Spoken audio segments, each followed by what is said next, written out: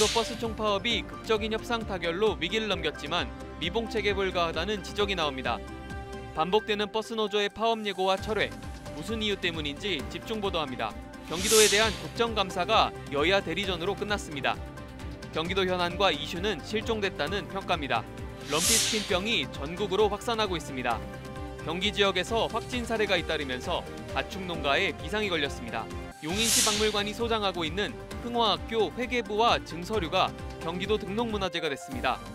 흥화학교는 애국지사 민영환이 설립한 민족사립학교로 120여 년 전 학교의 운영 상황을 파악할 수 있는 귀중한 자료라는 평가입니다. 이날만을 기다려왔다. 그래봤자 니까지 꽤 날 이길 순 없지.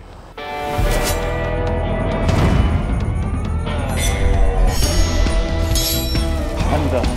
와라.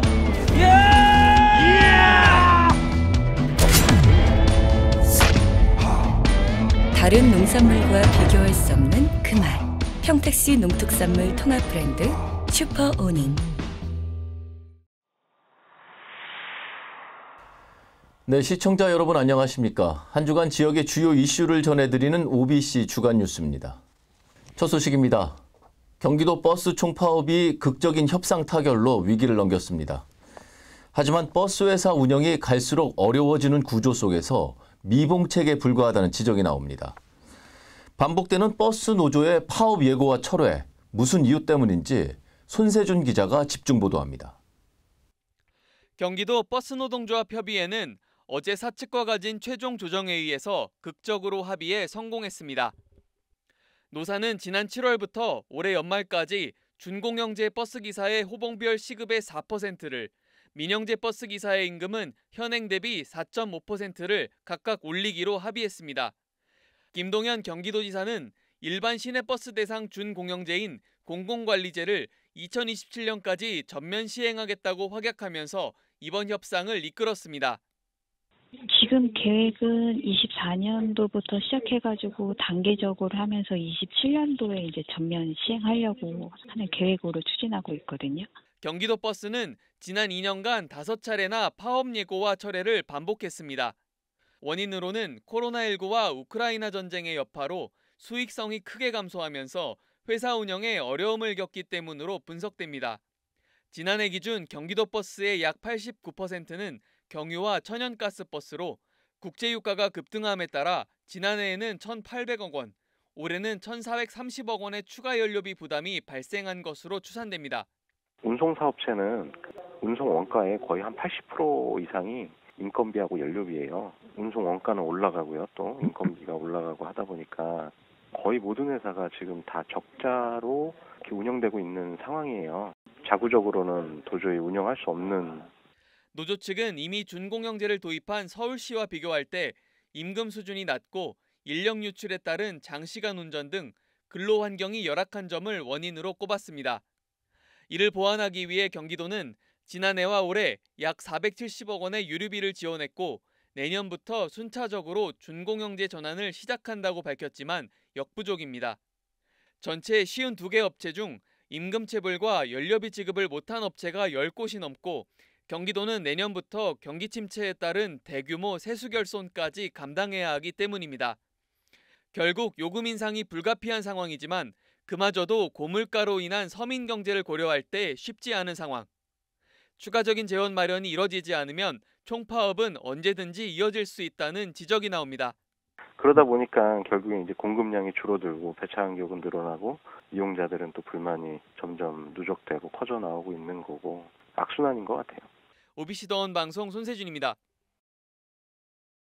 네, 소폐사율이 10%에 이르는 제1종 가축 전염병, 바로 럼피스킨병입니다. 전국적으로 확산하고 있는데 경기 지역에서도 확진 사례가 잇따르면서 가축 농가에 비상이 걸렸습니다. 강인묵 기자입니다. 럼피스킨병은 충남 서산시의 한 한우 농장에서 최초 확진 사례가 나온 데 이어 오늘까지 충남 7건, 경기 3건 등 모두 10건이 발생했습니다. 경기도의 경우 지난 21일 평택시의 한 한우 농장에서 채취한 시료를 정밀 검사한 결과 럼피스킨병이 확인됐습니다. 충남 서산의 첫 확진에 이어 두 번째이고 도내에서는 첫 확진 사례입니다. 김포와 또 다른 평택의 젖소 농가에서도 잇따라 확진 판정이 나왔습니다. 경기도는 긴급 방역 점검 회의를 열고 긴급 방역 조치에 나섰습니다. 도내 첫 확진 사례가 발생한 평택시 젖소 농장 인근 10km에 위치한 축산농가 502곳, 소 38,980도에 대한 긴급 백신 접종에 들어갔습니다. 평택과 김포 인근 10km 내에 있는 축산농가를 대상으로 이동을 제한하고 임상검사와 의심증 정밀검사를 실시합니다. 또 매개체로 알려진 모기 등 해충 구제를 위해 가위형 소독 장비를 총동원해 농장과 주변 도로 소독을 이어갈 예정입니다. 정부는 축산관계시설 종사자와 출입 차량에 대해 48시간 동안 일시 이동 중지 명령을 발령하기도 했습니다. 백신이 이미 세계적으로 개발돼서 통용되고 있기 때문에 백신으로 방어가 가능합니다. 다만 이제 백신 주사를 놓게 되면 항체 형성되는데 약 3주간이 소요가 되기 때문에 럼피스킨 병은 아프리카 잠비아에서 최초 발생한 뒤 유럽과 중국, 몽골 등으로 퍼졌고 우리나라에서 발생한 것은 이번이 처음입니다. OBC 더운방송 강인목입니다. 경기도 국정감사가 여야 대리전으로 끝났습니다. 이재명 전 경기도지사 재임 당시 법인카드 사용 의혹과 서울 양평고속도로 노선 변경 논란을 두고 공방이 거셌는데요. 하지만 경기도 현안과 이슈는 실종됐다는 지적이 나옵니다. 손세준 기자입니다.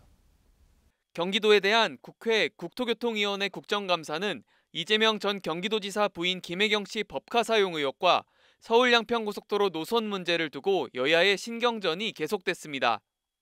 서일준 국민의힘 의원이 지난 행안위 국감에서 나온 김동연 지사의 법카 발언을 지적하며 포문을 열었고 지사 부인이 이렇게 법카 의혹이 있는데 이거에 대해서 어떻게 생각하시냐는 겁니다. 김 지사는 취임 전의 일이라며 말을 아꼈습니다.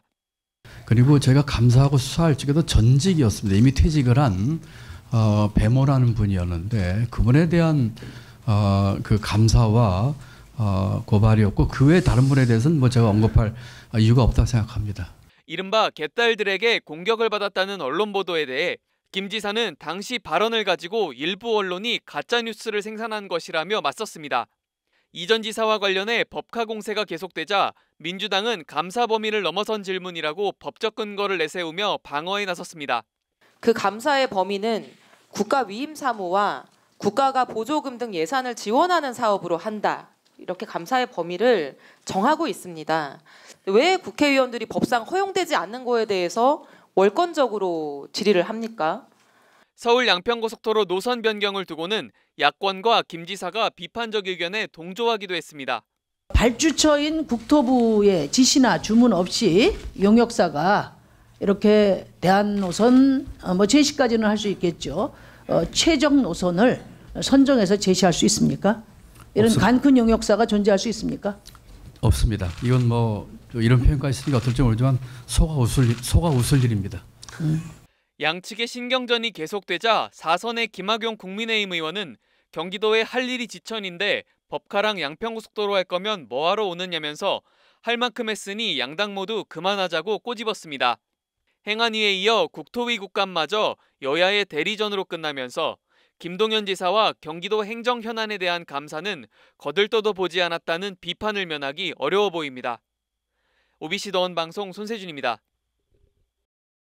경기 북부 대개발 실현을 위한 고양 일산 테크노밸리가 첫 삽을 떴습니다. 고양 일산 테크노밸리는 고양시 일산서구 대화동과 벚꽃동 일대 87만 2천 제곱미터 규모로 사업비 8,500억 원을 들여 바이오 메디칼과 미디어 콘텐츠, 첨단 제조 분야 혁신기업 유치를 위한 국가 첨단 전략산업 입지 기반을 조성하는 사업입니다. 경기도는 착공식을 시작으로 내년 말 용지 공급과 부지 조성 공사를 거쳐 2026년 완공할 예정입니다. 경기도 민생특별사법경찰단은 개발 제한 구역 내 불법 행위 36건을 적발했다고 밝혔습니다. 유형별로는 무허가 건축물 신축과 불법 용도 변경, 토지 형질 변경 등입니다. 개발 제한 구역 내에서 개발 행위를 하려면 관할관청의 허가를 받아야 하는데 허가를 받지 않거나 허가 내용을 위반하면 1년 이하의 징역이나 1,000만 원 이하의 벌금이 부과됩니다. 수원시는 고액 체납자와 고질 체납 차량을 집중 추적해 체납액을 징수하는 체납징수 기동반을 연중 운영한다고 밝혔습니다. 체납징수 기동반은 재산 은닉과 위장 이혼 등 고의로 체납액을 회피하는 고액 상습 체납자 15명을 찾아 현금 6천만 원을 징수했고 귀금속 등 7점을 현장 압류했습니다.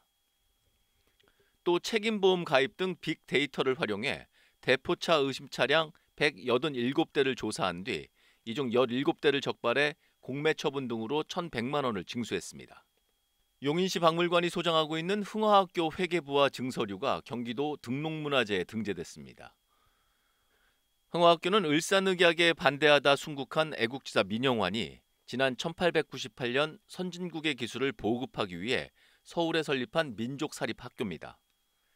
특히 흥화학교 회계부는 학교의 수입과 지출금액 용처를 기록한 문서로 당시 학교의 운영 사항을 파악할 수 있는 귀중한 자료로 평가받고 있습니다.